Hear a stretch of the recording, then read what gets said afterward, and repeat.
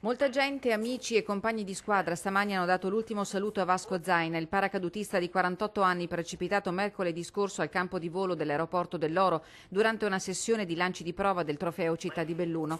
Silenzio, commozione e partecipazione allo strazio dei familiari. Il celebrante all'omelia ha spiegato così la passione per il paracadutismo, che è metafora della vita stessa. Si butta perché deve raggiungere un obiettivo, diceva quello di voi, un punto largo 200, ma con una meta, con un punto di riferimento. E così è la vita.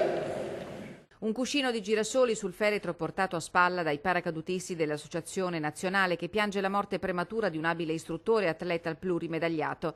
A Belluno le indagini proseguono. L'esame autoptico eseguito sabato scorso ha escluso, in base alle prime risultanze, che Vasco Zaina sia stato colpito da malore durante la fase di lancio. Prende così sempre più corpo l'ipotesi di un probabile malfunzionamento dei paracaduti. Quello principale, riposto dallo stesso Zaina, non si è aperto, così come quello di emergenza. Il procuratore capo di Belluno ha affidato a uno dei massimi esperti del settore, l'ingegnere De Blasi di Torino, l'incarico della perizia che dovrà accertare eventuali anomalie. La moglie di Vasco Zaina, Bruna De Paoli, giudice internazionale di paracadutismo, ha chiesto agli inquirenti che gli accertamenti vengano affidati ai massimi livelli. Vorrei avere i massimi livelli dei tecnici italiani a valutare il materiale di mio marito, in quanto lui era un istruttore, esaminatore senior riconosciuto dall'ENAC e pertanto ritengo che questa attività di sorveglianza e di controllo accurato deve essere fatta dai massimi livelli.